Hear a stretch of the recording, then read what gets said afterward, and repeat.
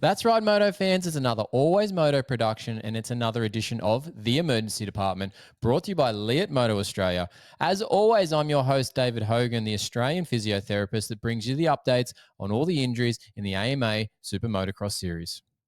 Round two of the Supermotocross series continued in San Francisco over the weekend, and it was atrocious conditions with a lot of rain, a lot of mud, and a lot of unhappy, dirty riders that came out of San Francisco. But what does the mud do from a racing standpoint? Well, the results are a bit hard to understand because obviously there's a lot to do with a good start and a bit of luck.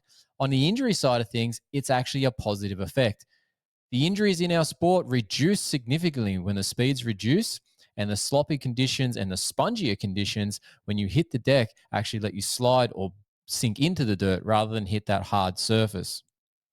As a result, round two has basically no injuries to speak of that has come to light at this point of the week. Yes, there was an injury for Kyle Chisholm in terms of having a bit of a crash with the wall, but he has already reported that he is A-OK, a bit sore, but heading to round three in San Diego. And that basically tops the list. There is nothing else of note that has come to light this week. We have checked in with lots of different teams and riders. Nothing to report here on the injury front. So that tells me that we need to have more mud races to make the injury list a lot smaller. Some updates from the injury recovery ward.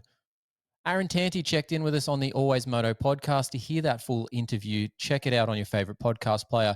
But Aaron, after that crash that many of you have seen in the whoops in the preseason, managed to break his glenoid. Now, his glenoid is the cup section of the shoulder that the upper arm joins into. It's attached as part of your scapula. He managed to break a part of that off. He had to have surgery to screw that back into place. He has had that. He's flown home to Australia and he has completed that surgery. He's about a week post-surgery. He's waiting for his second week checkup, and he'll know more about his recovery path from there. But at this stage, he is eyeing and return to the States somewhere around Daytona to get that back half of the Supercross season on that Team PRMX bike.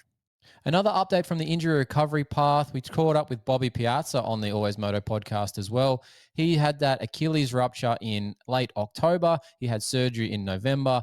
He is now a couple of months down the road and he's up and walking about finally without any aids and boots. So that is a good thing. He's eyeing a return somewhere maybe at the end of Supercross, depending on how this recovery path goes. But that would be an early return for him.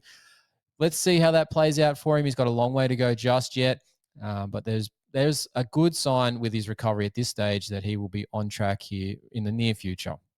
And another update, we caught up with Travis Olander also on the Always Moto podcast. I've mentioned that plenty of times here. And if you haven't found the Always Moto podcast yet, you need to check it out on your favorite podcast player. We go into in-depth check-in interviews with these riders. So if you want to hear more from those riders direct, you need to check out that Always Moto podcast.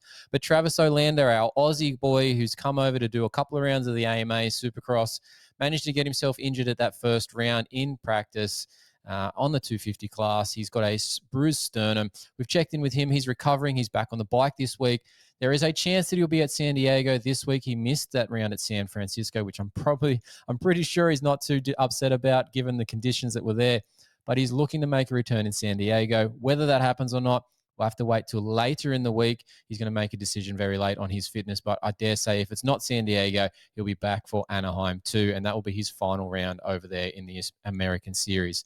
So some good updates there from the Always Moto podcast on that injury recovery path for Aaron Tanti, Bobby Piazza, and Travis Olander. Short edition of the emergency department this week, but Always Moto will be back next week with more information on the injuries that come with each and every round. If it's a wet round again in San Diego, maybe this list will be short again. If it's a normal dry round, which at this stage the weather is a little iffy looking ahead to San Diego, we'll have to see how that plays out. But if it is a dry round, I'm sure there unfortunately will be more people added to the list and we'll be talking about their information as best we can. Until next week, Moto fans, like the video, subscribe to the feed, make sure you're following us on the social media channels, check out leatmoto.com.au, and we'll see you again after San Diego.